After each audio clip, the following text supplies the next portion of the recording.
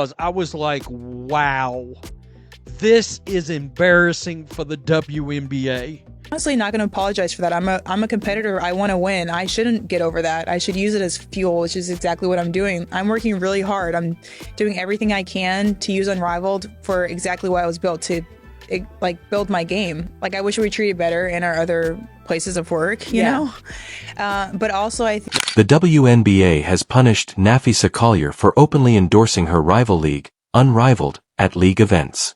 Unmatched co-founders Breanna Stewart and she are somehow in charge of WNBA contract negotiations. And so that's kind of where I'm at with it, is just using it as fuel for the next time I'm playing in the W season, because it sucks to lose. And as a professional athlete, everyone feels that way. Before things went totally out of control, the league eventually reacted after the public labeled it sabotage. WNBA finals right now, I'm just thinking about making myself better. For sure. Well, I mean, you had a phenomenal season. The WNBA All-Star Draft was supposed to be a celebration, a night of good sportsmanship, and perhaps even a few entertaining events that garner media attention. Napheese shamelessly self-promoted in the All-Star Game draft? Surprise, huh? Napheesa Collier had other ideas since, at a WNBA event that was broadcast on ESPN, it seemed that supporting her team, the league, or even the All-Star platform itself wasn't the top priority on national television. Not at all. She concluded that this was the ideal moment to openly promote her modest side business, which is unmatched. You can't be overly happy with the manner in which Napheesa Collier conducted herself during the WNBA All-Star Draft. It's full-blown commercial excess, not subtle or professional. As well as the cherry on top. Instead of supporting the Minnesota Lynx or the Indiana Fever, who were hosting the dreadful event, she appeared on that ESPN broadcast wearing a huge, unmatched shirt as if she were attending a sponsored TikTok collaboration. Or your Lunar Owls Unrivaled shirt. You wore it. Actually, you just wore an Unrivaled shirt. Let's be clear about this. There is more to the WNBA All-Star Draft than a haphazard local TV segment. The transmission is nationwide in scope. It's one of the few occasions a year when a major network gives the WNBA significant attention. And Collier promoted a league she co-owns by taking use of that fantastic opportunity. You wore it on air, and then you mentioned the league that you co-own like 5 times in the first 15 minutes. She made several references to Unrivaled during her brief 15-minute airtime, mentioning her lunar teammate and co-founder Breanna Stewart as though she were conducting a promotional webcast rather than taking part in a WNBA event. To be honest, it felt more like a commercial for a product that no one requested than a draft. And I'm sure she thought, well, this is my way to shade the people that says there's a conflict of interest. No, it was a great way to prove everybody right. This is when things get wild. Unmatched games aren't even broadcast on ESPN. No motivation. No connection. As if you were the face of disruption, you are marketing a competing product on their platform. This isn't Silicon Valley, girl. It's not adorable. It lacks intelligence. It is blatantly disrespectful. As though she were pitching her startup league to Shark Tank investors, the occasion shifted from celebrating the sport to promoting it. Keep in mind, ESPN doesn't broadcast Unrivaled games at all. They've got no interest in Unrivaled blowing up because they don't have the rights to any game. Let's now discuss the treachery of the franchise. Her actual WNBA squad, the Minnesota Lynx, received no recognition. While Collier transformed the camera into a one-woman hype train for her side project, the Indiana Fever, who were hosting this ostensibly proud moment for the league, received nothing but background noise. The fans were perplexed. Wait, are we watching WNBA content or an advertisement for some bootleg spin-off league? Even the ardent fans began to inquire. And since this wasn't a casual name slip, they weren't mistaken. It was deliberate, premeditated, and repeated. Let's go on to the more significant problem, which is unparalleled. Originally started in 2023 with the intention of empowering players and advancing women's basketball, it has now grown into a major problem for the WNBA. Let's be truthful. Nobody is being empowered if you co-found a rival league and then flaunt its name at formal gatherings. The very organization that provided you with your platform is being undermined by you. It's a hilarious irony. Collier continues to profit off the WNBA while detracting from the league that initially made her important in terms of fan interest, sponsor trust, and brand equity. It isn't empowerment. That is sabotage. That was a WNBA product, and it became a promotional tool for another league. You're trying to tell me Napheesa Collier and Breanna Stewart have the best interest of the WNBA players? This is made worse by the fact that Unrivaled isn't even shown on ESPN. Collier had the gall to promote it at the WNBA's own stadium, even though it makes no contribution to the WNBA ecosystem. Consider that. You're trying to market your own brand to the guests at someone else's party while you're standing in their living room. Did you honestly believe that would work? This was not an unintentional error. This was a well-thought-out decision to promote a company that directly competes for players, viewers, and attention, all the while posing for ESPN's cameras.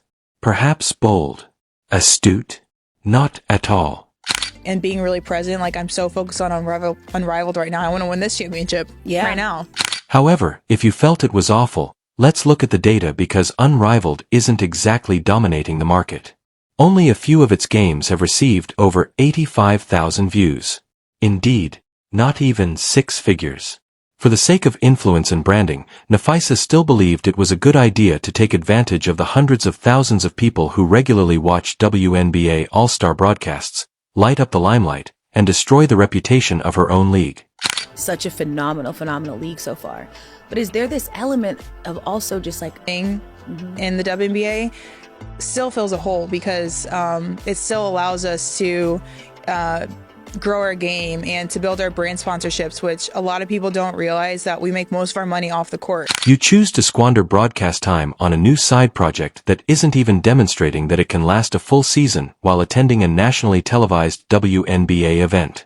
In sports media, unparalleled viewership hardly registers. ESPN doesn't even consider it a minor issue. You're attempting to pretend that it's some revolutionary thing that's worth giving up real-time visibility for the league that actually provides your income.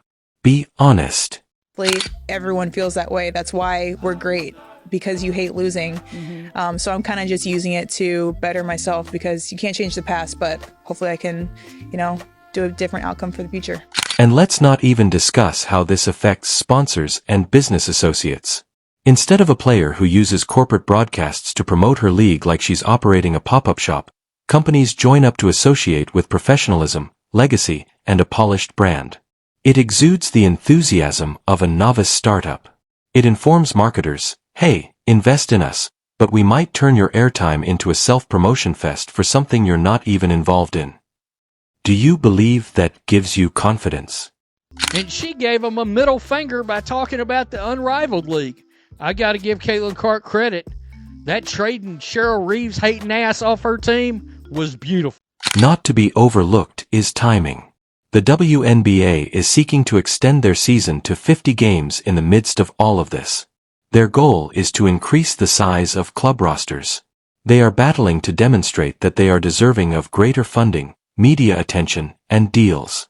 Napheesa Collier is on the front lines right now, demonstrating to owners and sponsors why they should be reluctant to invest any more money in this catastrophe. She's not simply veering off course. When stability is exactly what the league needs, she is portraying it as chaotic and unprofessional. Breanna Stewart and Napheesa Collier are even involved in this. All right? Why are they even involved?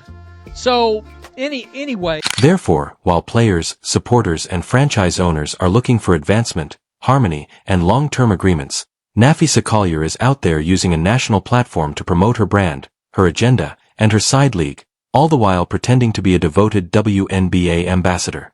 She isn't. She lacks loyalty. She isn't being helpful, and she isn't subtle. Wearing an Unrivaled shirt for the WNBA draft, but wants to pretend there's no conflict of interest in CBA negotiations. Laugh out loud.